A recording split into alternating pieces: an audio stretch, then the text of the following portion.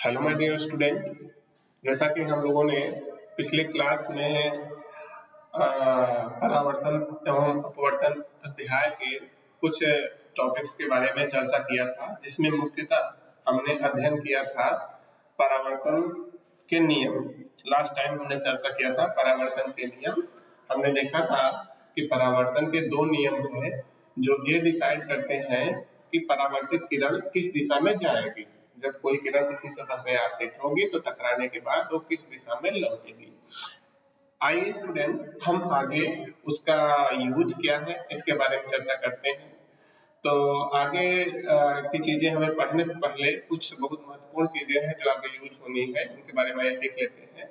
जिसमें से एक हिस्सा है जो हर जगह यूज होगा, वो है कि जैसे स्टूडेंट जब हम यहाँ पे चित्र बनाते हैं, जब हम पढ़ते समय चीजों को समझने के लिए हमें उनका किरण आरेख बनाना होता है, अर्थात प्रकाश किरण किधर से जाएगी, कहाँ दर्पण रहेगा, कैसे बनाना होगा।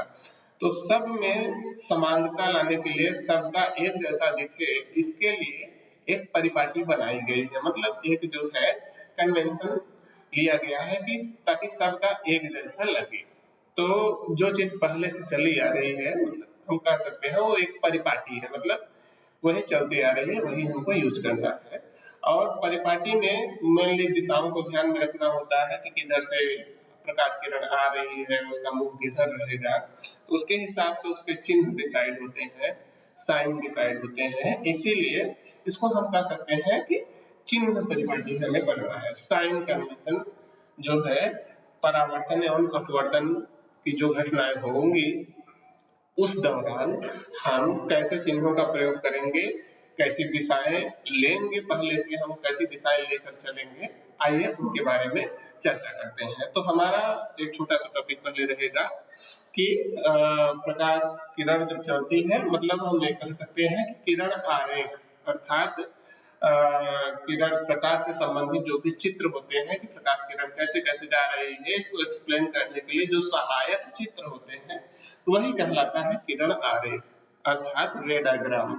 तो रे डायग्राम बनाने के लिए जो हमें कुछ नियम मान के चलने हैं, जो परिपाटी पहले से आ रही है उसको लेकर चलना है, और उसको कहते हैं चिन्ह परिपाटी, साइन कन्वेंशन।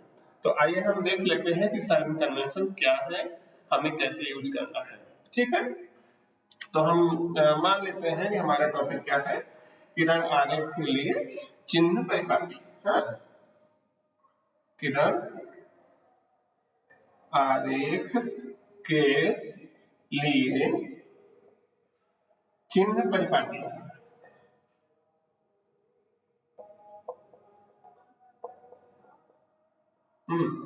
इसमें कह सकते हैं एक चिन्ह परिपाटी मीन्स साइन कन्वेंशन। तो हम कह सकते हैं कि साइन कन्वेंशन हमें जानना है किसके लिए, हर रे डायग्राम। हम जो है रे डायग्राम जब हम बनाएंगे तो उसमें चिन्ह को किस प्रकार यूज करेंगे इसके बारे में सीखना है। आइए जल्दी से चर्चा कर लेते हैं, बहुत ही छोटा सा टॉपिक है तो थोड़ा सा जल्दी से देख लेते हैं। देखिए स्टूडेंट, इसमें तीन चार मुख्य पॉइंट हैं, उनको हम क्रमशः समझ लेते हैं। तो फर्स्ट पॉइंट ये है कि जब भी कोई प्रकाश किरण चलती है,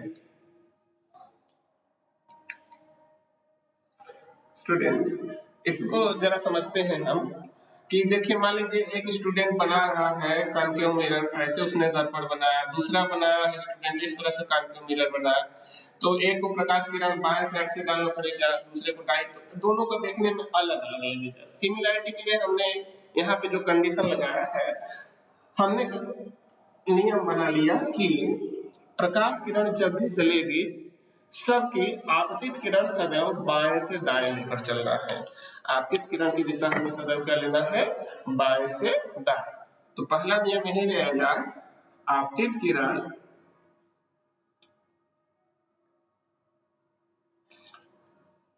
की दिशा क्या होगी, सदैव बाएं से दाएं। यही महत्वपूर्ण है स्टूडेंट, बाएं से दाएं। ठीक है, तो ये चीज आपको हमेशा याद रखना है कि आपतित किरण चित्र हम इस तरह से बनाएंगे, दर्पण को इस प्रकार रखेंगे कि उस पर जो आपतित किरण हो वो बाएं से आ रही है तो उस पे फ्रंट पे उसके परावर्तनी सतह पे पड़े। इसका अर्थ है कि दर्पण का मुंह हमेशा उसका परावर्तनी की सतह किधर रखना चाहिए, बाएं साइड, क्योंकि जिधर से किरण आ रही है तभी तो परावर्तन हो पाएगा। तो प्रकाश किरण यदि बाएं से आ रही है तो दर्पण को हम इस प्रकार रखेंगे कि उसका मुंह हमेशा बाएं साइड में रहे, अर्थात जैसे अगर हमें समतल दर्पण रखना है तो पालिश हमेशा दाहिने साइड में होगी, अवतल दर्पण रखना है तो इस तरह से, उत्तल दर्पण रखना है तो इस तरह से, मतलब पालिश हमेशा दाहिने साइड रहेगी ताकि परावर्तनी सतह जो है, रिफ्लेक्टिंग सरफेस जो है वो हमेशा बाएं साइड में रहे, ताकि बाएं साइड से जब प्रकाश किरण आपतित हो इस पर तो परावर्तन हो सके। ठीक है, चलिए सर आगे चलते हैं। इसको इंग्लिश में क्या कहेंगे, incident rays should be always come from left hand side, means it should travel from left to right side, left to right direction. Okay, चलिए आगे चलते हैं। सेकेंड जो है चिन्ह परिपाटी है वो ये कि स्टूडेंट ध्यान दीजिएगा यहाँ पर, देखिए जब भी हम दर्पण बनाते हैं, जैसे आप समतल दर्पण बना लीजिए, देखिए मान लीजिए समतल दर्पण हमने बनाया या उत्तल दर्पण हम बनाए या अवतल बनाए, देखिए तीनों में अगर हम अवतल या उत्तल की बात करें, जब हम मुख्य अक्ष ड्रा करते हैं तो ये थोड़ा थोड़ा सिमिलर टू है कोऑर्डिनेट सिस्टम, निर्देशांक जैसा है, निर्देशांक अक्षों जैसा लग रहा है, कोऑर्डिनेट एक्सिस जैसा लग रहा है। कोऑर्डिनेट एक्सिस आपने पढ़ा ही है, यहाँ पे दो म्यूचुअली परपेंडिकुलर एक्सिस होती है, जो क्षैतिज होती है उसको हम एक्स अक्ष नाम देते हैं और जो ऊर्ध्वाधर होती है वर्टिकल उसको हम वाई अक्ष का नाम देते हैं। इसमें चिन्ह कैसे लेते हैं, दाहिने तरफ हम मूल बिंदु से ओरिजिन से राइट में हम पॉजिटिव डायरेक्शन, लेफ्ट में नेगेटिव लेते हैं, ऐसे ही ऊपर की तरफ पॉजिटिव लेते हैं और नीचे की तरफ नेगेटिव लेते हैं। तो हम जो है पूरा का पूरा जो कोऑर्डिनेट का साइन कन्वेंशन है कोऑर्डिनेट सिस्टम में वही हम यहाँ पर यूज कर लेते हैं। यहाँ भी देखिए थोड़ा थोड़ा मिलता हुआ दिख रहा है, क्योंकि यहाँ भी दो अक्ष है, यहाँ भी दो है, एक तरह से थोड़ा सा कर्व है, लेकिन हम इसको वर्टिकल जूम कर सकते हैं क्योंकि अपर्चर इसका जो है बहुत ज्यादा नहीं बड़ा नहीं होता है। अपर्चर मींस द्वारक हमने चर्चा किया था, तो लगभग स्ट्रेट ही लगता है देखने में, तो इसलिए हम इसको ऊर्ध्वाधर अक्ष मान सकते हैं और जो मुख्य अक्ष है उसको एक्स एक्सिस जैसा क्षैतिज अक्ष मान सकते हैं। तो यहाँ पर हम देख रहे हैं कि जो ध्रुव वाला बिंदु है वह बिंदु मूल बिंदु की जगह पर आ रहा है, अर्थात मूल बिंदु जैसा काम कर रहा है। तो उसके हिसाब से अगर हम सिमिलरिटी देखें तो क्या आ रहा है, हम देख रहे हैं अगर मुख्य अक्ष पे अर्थात एक्स अक्ष पे दूरी नापना है, एक एक करके देखें, एक बार एक्स अक्ष पे एक बार वाई पे देख लेते हैं। तो एक्स अक्ष की जगह पे यहाँ पर कौन है, मुख्य अक्ष, तो मुख्य अक्ष में जीरो की जगह पर मूल बिंदु की जगह पे क्या आ रहा है, ध्रुव आ रहा है। तो हम कहेंगे कि सारी दूरियां मूल बिंदु से यहाँ नापते हैं, यहाँ कहाँ से नापेंगे, ध्रुव से। तो हम ये कहेंगे कि मुख्य अक्ष पर, ध्यान से समझिएगा हम कहाँ नाप रहे हैं इसको ध्यान में देना है, जब हम मुख्य अक्ष पे नापेंगे तो दूरियों को नापेंगे ध्रुव से। तो हम कहेंगे कि मुख्य अक्ष पे सभी दूरियां ध्रुव से नापी जाती हैं, और कैसे, ध्रुव से दाहिने तरफ धनात्मक ली जाती है और ध्रुव से बाईं तरफ ऋणात्मक ली जाती है। यहाँ पर हमने होती है नहीं बोला है, ली जाती है शब्द का प्रयोग किया है, स्टूडेंट समझ गए हैं ना, क्योंकि ये हमने डिसाइड किया है, ऐसे ऊपर से कुछ आसमान से गिरा नहीं कि ऐसे लेना ही, ये हमने अपने जो है अपने को आसानी के लिए, अपनी सुलभता के लिए हमने इसको डिसाइड किया है, इसीलिए हमने कहा है ली जाती है। फिर से एक बार बोल रहे हैं कि मुख्य अक्ष पर ध्रुव से दाहिनी तरफ की सभी दूरियां धनात्मक ली जाती हैं और मूल बिंदु का यहाँ जो काम कर रहा है ध्रुव, अर्थात ध्रुव से बाईं तरफ की सभी दूरियां ऋणात्मक ली जाती हैं। आसान है, तो ये हो गया चिन्ह परिपाटी, जो कि हमें एक्स अक्ष के अलांग अर्थात मुख्य अक्ष के अलांग दूरियों को उनकी दिशा या तो हम कहें या तो उनका चिन्ह कहें निर्धारित करने में हेल्प करेगा। चलिए अच्छा आगे चलते हैं। अब बचा है y अक्ष के अलांग। यहाँ पर y अक्ष के अलांग क्या है, अर्थात मुख्य अक्ष से दूर जाएंगे, मुख्य अक्ष से ऊपर जाए या मुख्य अक्ष से नीचे जाए, वो होगा y अक्ष। देखिए स्टूडेंट यहाँ पर ध्यान दीजिए, जब हम दाहिने या बाएं नाप रहे हैं दूरी, तो उस केस में दूरी कहाँ से नाप रहे हैं, ध्रुव से। अब ध्रुव से तो नाप लिए, अब कितना ऊपर है या कितना नीचे, तो हम ध्रुव से तो देखेंगे नहीं कि कितना ऊपर है, बेहतर है कि हम किससे नापेंगे, मुख्य अक्ष से। x अक्ष से कितना ऊपर है, x अक्ष से कितना नीचे। तो हम y एक्सिस के लिए क्या डिसाइड करेंगे, ऊपर के लिए प्लस, नीचे के लिए माइनस, जैसे यहाँ था वैसे ही। बस इसमें नापना कहाँ से है, मुख्य अक्ष से। आप x एक्सिस के लिए कहाँ से नाप रहे थे, ध्रुव से। ध्यान दीजिएगा इस बात का, ठीक है। तो हम y एक्सिस के लिए कहेंगे कि मुख्य अक्ष से, यहाँ पर आधार क्या है, मुख्य अक्ष, मुख्य अक्ष से ऊपर की ओर सभी दूरियां धनात्मक ली जाती हैं तथा मुख्य अक्ष से नीचे की ओर सभी दूरियां ऋणात्मक ली जाती हैं। ओके, बहुत आसान है। फिर से हम दोनों को चर्चा कर लेते हैं वन बाय वन। इसको मिटा दे रहे हैं स्टूडेंट, तो आपको याद रहेगा चूंकि हमने चर्चा कर लिया है। ठीक है, लिख लेते हैं। पहले हम x एक्सिस के अलग लें। x एक्सिस क्या है, मुख्य अक्ष पर। तो मुख्य अक्ष पे सभी दूरियां कहां से नापी जाती है, ध्रुव से। तो आप ऐसे लिखेंगे कि मुख्य अक्ष पर, अब कहां से, मुख्य अक्ष पर नाप तो रहे हैं लेकिन कहां से नाप रहे हैं, ध्रुव से। हाँ, ध्रुव से। अब यहाँ पे दो दिशाएं हैं, कौन कौन, दाहिनी तरफ और बाएं तरफ। तो दाईं ओर की सभी दूरियां, दाईं ओर की सभी दूरियां क्या ली जाती हैं, धनात्मक ली जाती हैं। और ऐसे ही बाईं ओर की सभी दूरियां क्या ली जाती हैं, बाईं ओर की सभी दूरियां ऋणात्मक ली जाती हैं। ओके, फिर से एक बात कर रहे हैं कि मुख्य अक्ष पे नापना कहां से, ध्रुव से। ध्रुव से दाएं ओर की सभी दूरियां धनात्मक ली जाती हैं और मुख्य अक्ष पे ध्रुव से बाईं ओर की सभी दूरियां ऋणात्मक ली जाती हैं। इंग्लिश में कहेंगे distance on the principal axis, मुख्य अक्ष मतलब principal axis, on principal axis all the distances on the right hand side of the pole are taken as positive and the distances on the principal axis taken left hand side on the pole are taken as negative. All the distances on right hand side of the pole are positive, taken as positive, and all the distances from pole towards left hand side are taken as negative. Okay, बहुत आसान है। चलिए आगे चलते हैं student. Third point, हमने अभी देखा कि यहाँ पे एक x अक्ष के अलांग अर्थात मुख्य अक्ष के अलांग और दूसरा ऊर्ध्वाधर अक्ष, मतलब यहाँ पे मुख्य अक्ष से ऊपर और मुख्य अक्ष से नीचे। तो हम क्या कहेंगे, अब मुख्य अक्ष से किधर की तरफ, ऊपर की ओर सभी दूरियां, ऊपर की ओर की सभी दूरियां क्या ली जाती है, हमने देखा था कोऑर्डिनेट सिस्टम में ऊपर की ओर लिया जाता है धनात्मक।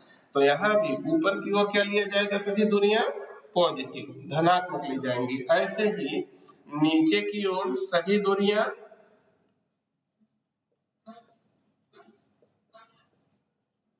इनको लिया जाएगा ऋणात्मक। तो स्टूडेंट बहुत ही आसान है, हमने इसको आसानी से सीखा। यह मुख्य है भाग। हमने देखा आपतित किरण को सदैव बाएं से दाएं ट्रेवल करना चाहिए, इस तरह से हम एडजस्ट करेंगे। आगे ध्यान देंगे कि प्रश्नों को हल करते समय ये ध्यान देंगे कि अगर बाएं तरफ कोई दूरी है तो ऋणात्मक नापना है, दाएं तरफ है तो धनात्मक लेना है, ऊपर की ओर है मुख्य अक्ष से तो धनात्मक लेना है और मुख्य अक्ष से नीचे की ओर है तो ऋणात्मक लेना है। और उससे हमें कुछ निष्कर्ष भी निकलता है कि अगर कोई प्रश्न में दूरी कोई धनात्मक आई है और मुख्य अक्ष पे है तो उससे हम समझ जाएंगे कि ध्रुव के दाहिनी तरफ है। दूरी कोई ऋणात्मक आई है और मुख्य अक्ष पे है तो हम क्या कहेंगे, वो बाएं साइड में है ध्रुव से। आराम से हम इन चीजों का कंक्लूजन निष्कर्ष निकाल सकेंगे। तो स्टूडेंट इतना ही था हमारा साइन कन्वेंशन, इसको आप याद रखिएगा, आगे के टॉपिक्स में हम इसको यूज करेंगे, इसकी जरूरत पड़ेगी, तो इन बातों को ध्यान में रखिएगा। आइए हम लोग आगे चलते हैं, इसको इरेज कर दे रहे हैं। स्टूडेंट आगे की बात करें अगर, तो अब हम चलते हैं इस चैप्टर के मुख्य भाग पे, जिसमें हम देखेंगे कि प्रकाश किरणें जब चलती हैं तो क्या क्या चीजें होती हैं। उस दौरान मुख्यतः स्टूडेंट यहाँ पर जिस चीज के बारे में हमें पढ़ना है वो है इमेज फॉर्मेशन, अर्थात प्रतिबिंब का निर्माण। तो आइए स्टूडेंट यहाँ पे दो छोटे छोटे टॉपिक के बारे में चर्चा कर लेते हैं। स्टूडेंट होता क्या है, देखिए यहाँ पे एक टर्म जिसके बारे में सबसे ज्यादा आपको पूछा जाएगा, जिसके बारे में हम बार बार पढ़ने वाले हैं, वो टर्म है प्रतिबिंब। वस्तु और प्रतिबिंब, कहीं कहीं वस्तु की जगह बिंब भी यूज किया जाता है, बिंब और प्रतिबिंब। ओके, तो हमें यहाँ पर आगे चर्चा करना है प्रतिबिंब के बारे में। हालांकि जो है ये चीजें हम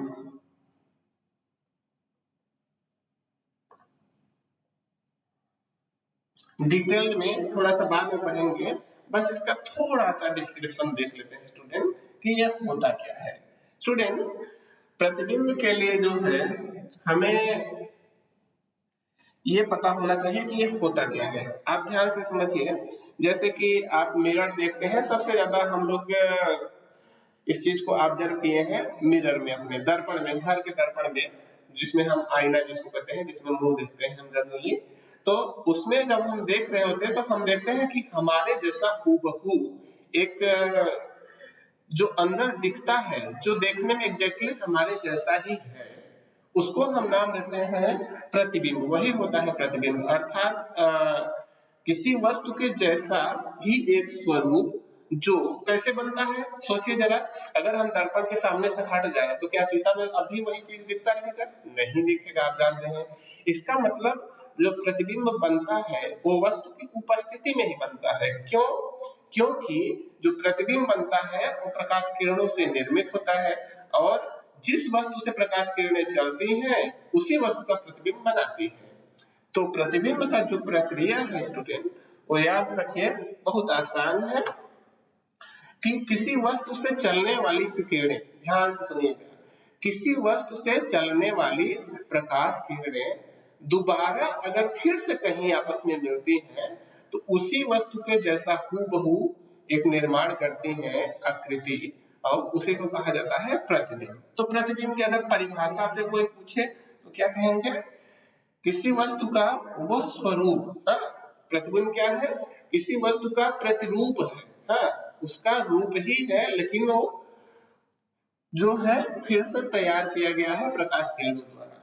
तो प्रतिबिंब क्या है? किसी वस्तु का एक तरह से प्रतिरूप, जो कैसे निर्माण हुआ है, जिसका इसका निर्माण कैसे हुआ हमने अभी देखा, वस्तु से प्रकाश किरणें चली और फिर से दोबारा कहीं मिली तो वो वस्तु के जैसा ही स्वरूप का निर्माण करते हैं। यहाँ पे स्टूडेंट हमने देखा, यहाँ जो हमने शब्द यूज किया है वो है स्वरूप, मतलब उसको वो देखने में एक जैसा होगा लेकिन उसका साइज कम ज्यादा हो सकता है, छोटा हो सकता है, बड़ा दिख सकता है, लेकिन सिमिलरिटी क्या रहेगी?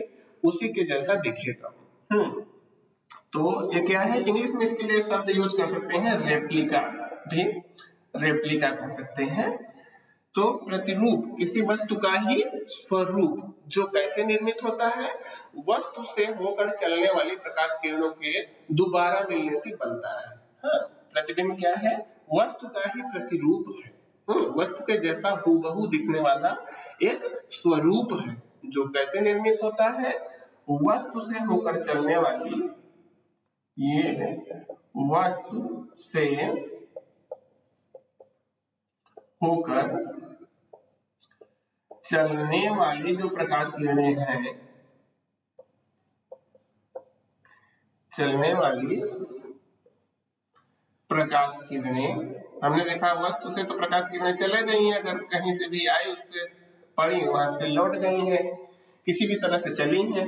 अगर वस्तु से चली है, कंडीशन क्या है, ये अगर कहीं दोबारा मिलती हैं आपस में, किरणें हमने देखे बोला है, किरण नहीं बोला है, इसका मतलब दो या दो से अधिक किरणें चल रही हैं और फिर से वो अगर आपस में मिल गई तो वहां पर क्या निर्माण करेंगी, उसी वस्तु का स्वरूप, जिसको हम क्या नाम देते हैं, प्रतिबिंब। तो वस्तु से होकर चलने वाली प्रकाश किरणें यदि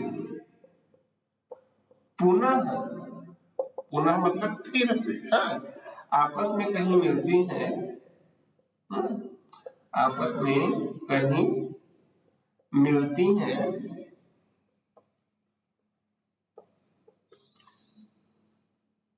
या इसकी जगह आप ये भी कर सकते हैं, कभी कभी एक्चुअल में नहीं मिल रही होती लेकिन हमको ऐसा लगता है मिलती है, अर्थात मिलती हुई प्रतीत होती है। हाँ, प्रकाश किरणें या पुनः आपस में मिलती हैं या मिलती हुई प्रतीत होती हैं, तो क्या होता है, वहां पर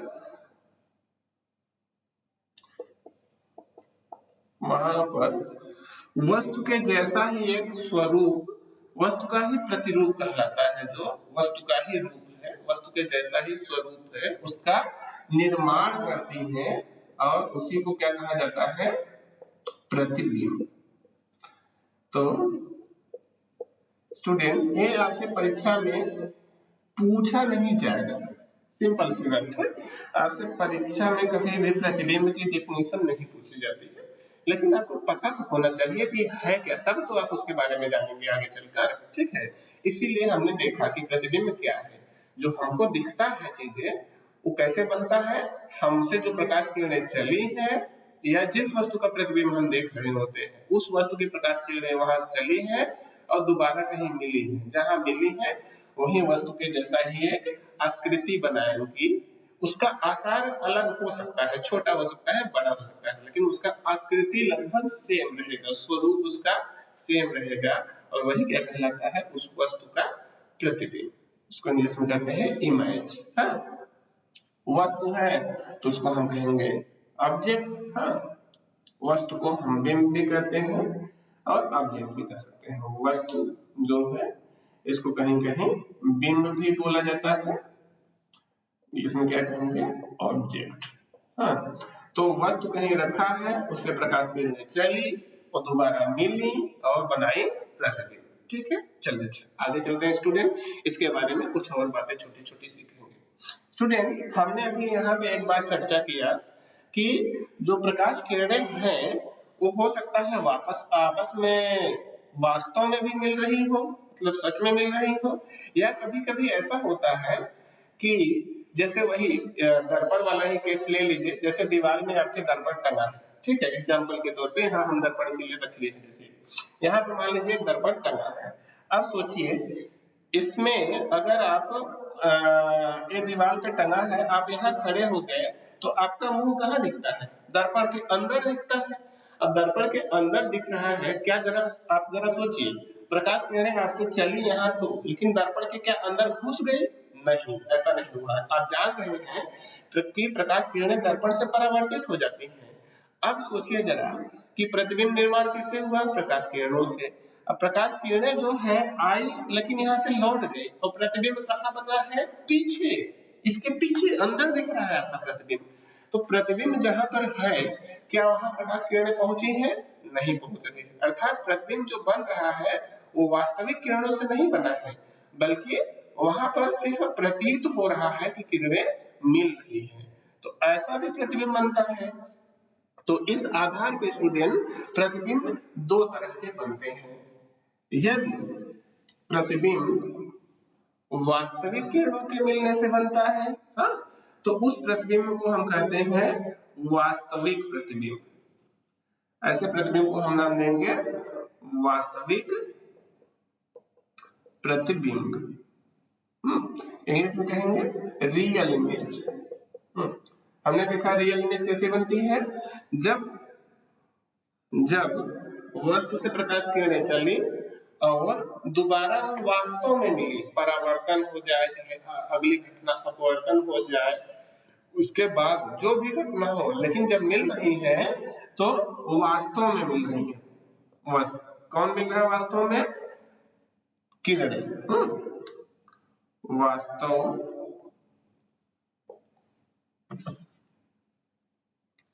वास्तविक रूप से मिल रही है। वास्तव में मिलेंगे तो क्या बनाएंगे? वास्तविक प्रतिबिंब। ओके स्टूडेंट, बहुत आसान है। तो अगर प्रतिबिंब वास्तव में बन रहा है, सोचिए हमने एक चीज देखा कि प्रतिबिंब जब भी वापस वास्तव में मिलेगा तो वास्तविक जगह पे मिलेगा, कहीं वहां पे खाली जगह रहेगा वहां पे मिलेगा। तो अगर वास्तविक जगह पे मिल रहा है, वहां पे वास्तव में किरणें मिल रही है, तो वहां पर अगर हम स्क्रीन लगा लें, एक पर्दा लगा दें, पर्दा मतलब स्टूडेंट जो है कंफ्यूज मत होइएगा, पर्दा का मतलब कोई सतह होता है, जैसे आप दीवार मान लीजिए, ये भी दीवार भी स्क्रीन है, बोर्ड भी एक तरह से आपका स्क्रीन है, या कोई कॉपी ले लीजिए, या कोई भी सतह एक सतह रख दीजिए, वो स्क्रीन होता है। स्क्रीन का मतलब कोई विशेष स्क्रीन नहीं होता है, स्क्रीन का मतलब सिंपली एक सतह। तो अगर किरणें वापस आपस में वास्तव में मिल रही हैं, तो वहां अगर हम एक पर्दा लगा दें तो उस पर दिखेंगी, अर्थात वास्तविक प्रतिबिंब जो है पर्दे पर दिखेगा। वास्तविक प्रतिबिंब को पर्दे पर प्राप्त किया जा सकता है। तो इसकी विशेषता आप याद रखिएगा। परीक्षा में अगर आप खाली इतना भी लिखते हैं कि वास्तविक प्रतिबिंब की विशेषता होती है कि इसको पर्दे पर प्राप्त किया जा सकता है, तब भी अपने आप में पर्याप्त है। और हमने देखा वास्तविक प्रतिबिंब बनता कैसे है, तो एक किरणों के ये कैसे बनता है, जो किरणें हैं किरणों के वास्तव में मिलने से, रियल में अगर मिल रही है तब इसका निर्माण होता है, इसको हम कहते हैं वास्तविक प्रतिबिंब। ओके स्टूडेंट, चलिए आगे चलते हैं। अगला जो है वो है, अगला जो केस है हमने जस्ट अभी पहले चर्चा किया। स्टूडेंट, हमने अभी देखा कि जिस दर्पण में हम मुंह देख रहे होते हैं सुबह, जरा सोचिए, हमने ये देखा कि इस दर्पण को अगर दीवार में लगाए हैं, सोचिए अब आप बाहर खड़े हैं और आपका जो प्रतिबिंब दिख रहा है वो कहाँ दिख रहा है? दर्पण के अंदर। जितना बाहर आप है उतना ही अंदर वो दिख रहा है। तो सोचिए अंदर के कोई चीज वहां एग्जिस्ट कर रही है? नहीं, दर्पण के अंदर पीछे तो दीवार है, उसके अंदर कहाँ कुछ आपका दिख रहा है, वास्तव में है वहां पर कुछ है ही नहीं, बस वो आपको आभास हो रहा है, एहसास खाली हो रहा है, आप फील कर रहे हैं सर, लेकिन वहां कोई ऐसी चीज एग्जिस्ट नहीं कर रही है। वास्तविकता वहां क्या है? कुछ नहीं, वहां पे अंदर प्रकाश किरण जा ही नहीं रहा है। तो वो प्रतिबिंब जहां पर प्रकाश किरण ना पहुंच रहा हो, ऐसा प्रतिबिंब जहां पर वास्तव में प्रकाश किरणें न पहुंच रही हो बल्कि सिर्फ मिलती हुई प्रतीत हो रही हो, तो वहां जो प्रतिबिंब बनता है वो सिर्फ आभास होता है, वहां पर वास्तविकता में कुछ होता नहीं है। तो इसीलिए ऐसे प्रतिबिंबों को क्या कहते हैं? आभासी प्रतिबिंब। एक बार फिर से चर्चा करते हैं स्टूडेंट। हमने देखा कि यदि प्रतिबिंब ऐसा बने जहां प्रकाश किरणें वास्तव में न पहुंचे बल्कि सिर्फ उसका आभास हो, प्रतिबिंब जो है आभासी किरण नहीं। स्टूडेंट एक बात याद रखिएगा, कभी कभी आपको कहीं गलत पढ़ लेते हैं कि आभासी किरणें। आभासी किरणें क्या होता है? किरणें तो किरणें, वो रहेंगी तो एग्जिस्ट करेंगी, वास्तविक में रहेंगी। आभासी किरणें क्या मतलब है? ऐसा कोई शब्द नहीं होता स्टूडेंट। तो आप ये मत कहिएगा कि वास्तविक किरणों के मिलने से वास्तविक प्रतिबिंब बनता है, आभासी किरणों के मिलने से आभासी प्रतिबिंब, ये बिल्कुल गलत है। स्टूडेंट, आभासी प्रतिबिंब कब बनता है? हमने देखा कि जब प्रकाश किरणें प्रतिबिंब के पास नहीं पहुंचती हैं, अर्थात जहां प्रतिबिंब बन रहा है वहां प्रकाश किरणें नहीं पहुंच पा रही हैं, बल्कि हमको सिर्फ आभास हो रहा है इसका कि वहां पर प्रकाश किरणें मिल रही हैं। तो ऐसी जगह जो प्रतिबिंब बनता है उसको क्या कहते हैं? आभासी प्रतिबिंब। इस तरह के प्रतिबिंब को हम कहते हैं आभासी प्रतिबिंब। और इसका एक और विशेषता देखिए, जैसे अभी आपने देखा यहाँ दर्पण लगाए हैं और प्रतिबिंब अंदर दिख रहा है। अब सोचिए अगर आप पर्दा लगाना चाहें, प्रतिबिंब को पर्दे पर देखना चाहें, तो जहां प्रतिबिंब बन रहा है वहीं आपको पर्दा लगाना पड़ेगा। तो पर्दा आप शीशा के अंदर घुस के क्या सोचिए वहां दीवार के अंदर वहां पर्दा लगा पाएंगे? नहीं, ऐसा संभव नहीं है। आप वहां पर्दा अंदर घुस के दीवार में लगा भी देंगे तब भी प्रतिबिंब उस पर नहीं बनेगा, क्योंकि प्रकाश किरण वहां जा ही नहीं रही है। तो हमने देखा कि आभासी प्रतिबिंब की एक ये भी विशेषता है, इसको पर्दे पर प्राप्त नहीं किया जा सकता। और वास्तविक प्रतिबिंब की विशेषता क्या है कि इसको पर्दे पर प्राप्त किया जा सकता है, पर्दे पर प्राप्त किया जा सकता है।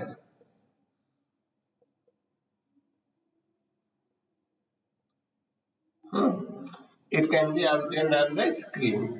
और जो आभासी प्रतिबिंब है इसको पर्दे पर प्राप्त नहीं किया जा सकता।